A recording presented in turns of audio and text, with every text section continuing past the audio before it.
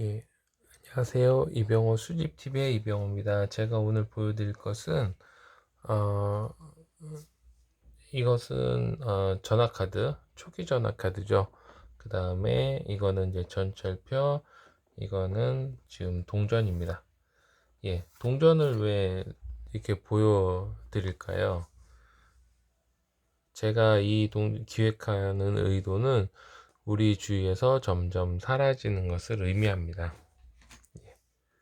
예, 점점 사라지고 있는 것들, 사라진 것들을 같이 한번 생각해보는 시간을 가졌으면 합니다. 예. 이 전화카드는 그 따릉이라는 전화카드입니다. 이게 좀 제가 좀 꺼내다 보니 약간 이렇게 갈라짐이 있는데요. 이렇게 뒷모양은 이렇게 되어 있습니다. 아마 따릉이 전화카드는 못 보신 분도 계실 텐데요. 1986년도 아시안 게임 때 따릉이하고 장고춤이 나옵니다. 그 다음에 그 6종류의 호돌이가 나와서 88년도에 그게 총 이게 80 아시안 게임에 2장, 그 다음에 올림픽에 6장이 8장이 우리나라 최초의 전화 카드인데 따릉이는 그중 제일 먼저 나온 전화 카드입니다. 지금 전화 카드를 쓰시는 분은 없죠. 어, 86년도에 나왔고 2006년 그러니까 20년 동안 사용되었죠. 엄청 사용되다가 2006년에 모든 전화카드가 단종됩니다. 역사 속으로 사라지는 거죠. 그리고 이거는 이제 에스몬드표라고 해가지고요. 예, 그 전철표입니다. 74년도인가 그 1호선이 개통이 되잖아요. 그때 썼던 전철표인데요. 이거는 이제 운임이 90원이니까 아마 그 전일 겁니다. 예, 아니, 그 이후일 겁니다. 예. 이렇게 에스몬드표라 그래야죠. 두꺼운, 두꺼운 거, 아시죠? 요게 해가지고 개철 이거 딱딱 눌러가지고 여기 그 기차 홈처럼 파지게 했던 거 기억하시는 분도 있을 텐데요. 물론 이제 이 표도 없고, 그 다음에 이 표가 종이표로 바뀌었고, 종이표가 다시 그 플라스틱 표로 바뀌었잖아요. 이 두 개는 이제 단종됐습니다. 이거는 이제 86년도에 프랑스에서 기계를 들어오면서요. 이렇게 그 프랑스에서 기계가 들어오면서 그 마그네틱으로 바뀌었습니다. 예.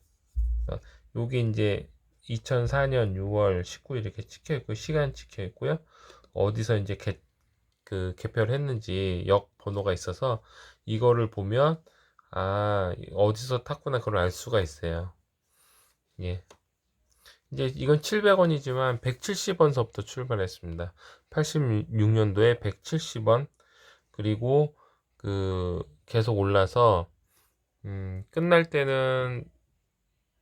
끝날 때는 정확히 기억이 안 나는데요. 끝날 때는 어, 천, 천 원이 좀 넘었나요? 예, 기억이 안 나네요. 예. 하여튼 플라스틱으로 바뀌었습니다. 지금 플라스틱으로 바뀐 지도 꽤 됐죠. 지금 이제 단종되었습니다. 이 동전도 지금 구도환이잖아요. 구도환은 지금 이제 쓸 수가 있죠. 근데 이제 제가 갖고 온 이유가 있습니다. 지금 그 어제 그 현금 없는 사회가 발표되었어요. 그 보신 분 계신가요? 그 방송 지금 찾아보시면 이렇게 제가 프린트를 해왔는데요.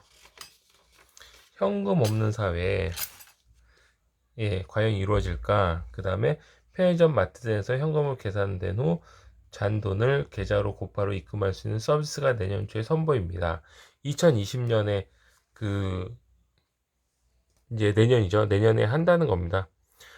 그 2017년 3월서부터 한국은행은 그 동전 없는 사회의 시범 사업을 좀 추진했어요. 그래서 그 돈을 어떻게 했냐면 그거를 교통카드 선불카드로 입금해 주는 걸 지금 하고 있습니다. 뭐 한 번도 안 해보신 분도 계시겠지만 그게 올해 1분기 그러니까 2019년 그 3월까지 1분기죠. 1분기까지 일평균 26,000여 건, 그 금액은 일평균 496만 2천 원이랍니다. 이게 크다고 보면 크지만 거의 많은 사람들이 이 정도 이용을 안 하는 편이라고 합니다. 그래서 유명무실하다 그랬는데, 계좌로, 여기 보신 것처럼 잔돈을 계좌로 직접 해주는 게 굉장히 편하다고 하면 아마 사람들이 많이 이용할 겁니다.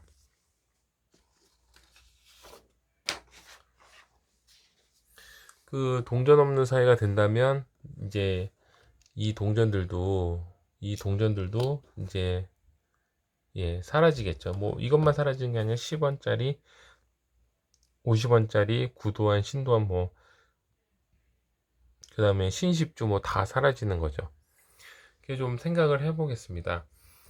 과연 사라지는 것이 과학이 발달해서 사라지는 거하고 편의에 의해서 사라지는 것도 있고 뭐 여러 가지 이유겠지만, 동전은 아무래도 광물을 이용하다 보니까 광물값이 오르잖아요. 예전 10주는 뭐 30원에서 40원인데 그걸 녹여가지고 뭐 동계를 만들어서 파신 분도 있고요. 그러니까 그런 쪽 그런 쪽인 측면에서 10원짜리가 약간 신십주로 바뀌었지만, 신십주도 지금 20원 정도 하잖아요. 그러니까 가격이 비싼 것 같고, 니켈도 지금 가격이 급등하고 있어서 니켈도 소모가 많고, 구리도 물론 소모가 많고요. 그러면 이 동전 없는 사회가 될 텐데, 이 동전 없는 사회가 과연 옳은 것인가? 전 세계적으로 그렇게 추진하고 있습니다. 동전 없는 사회로. 그렇기 때문에 언젠가는 반드시 갈 것 같습니다. 근데 이제 동전을 사용하지 않으면 그 동전을 꼭 사용할 수밖에 없는 계층들이 있잖아요. 뭐 이런 얘기 하면 안 되지만, 뭐 어르신들 중에서, 그 시골 어르신들, 그 다음에 신용이 없으시는 분들, 그런 분들은, 그리고 뭐 신용불량자에서 계좌를 뭐 개설 못 한다거나 뭐 이러신 분들, 뭐 이런저런 이유로 계신 분들이 많기 때문에, 과연 동전을 없앨 수가 있는가 라고 생각을 하게 됩니다. 동전이 과연 없어지면은 동전 없는 사이 이후에 이런 동전들을 모으시는 분들, 우리 같은 수집가들은 과연 어떻게 되는가에 대해서 고민을 할 수밖에 없는데요.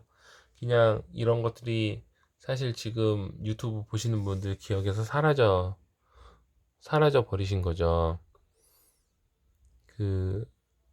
기억이 없으신 게 많잖아요. 그러니까 기억이 없는데 그거를 다시 수집하라고 하면 수집이 과연 가능하겠는가?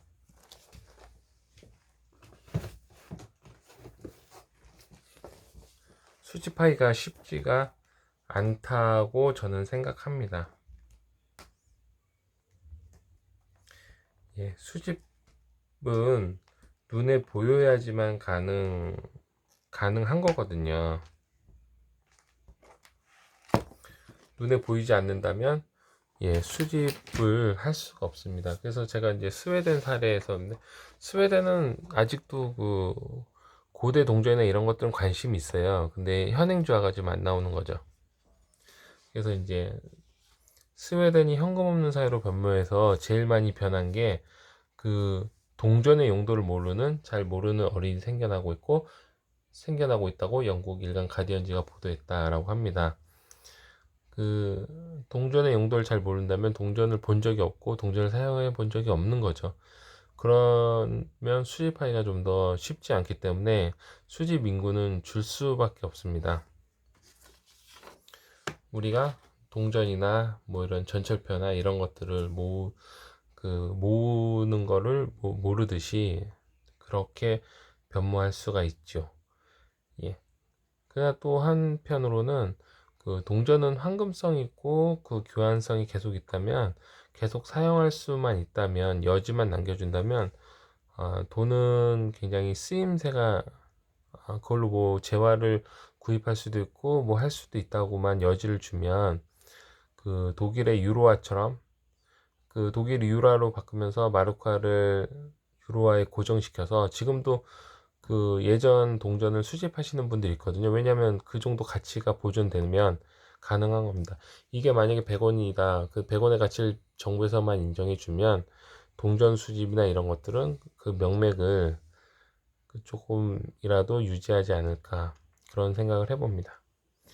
예, 이상 이병호 수집TV에서 지나간 것들, 기억에 잊혀지는 것들을 한번 같이 이야기해 보면서 동전 없는 사회, 그 마트나 그 내년서부터 마트 편의점에서 계좌로 그 잔돈을 이체해 주는 그런 서비스를 시작한다는데요. 그거에 대해서 한번 생각해 보면서 동전 수집이 과연 계속 유지가 될지에 대해서 한번 같이 논의해 봤습니다. 예, 감사합니다. 이병호 수집TV의 이병호였습니다.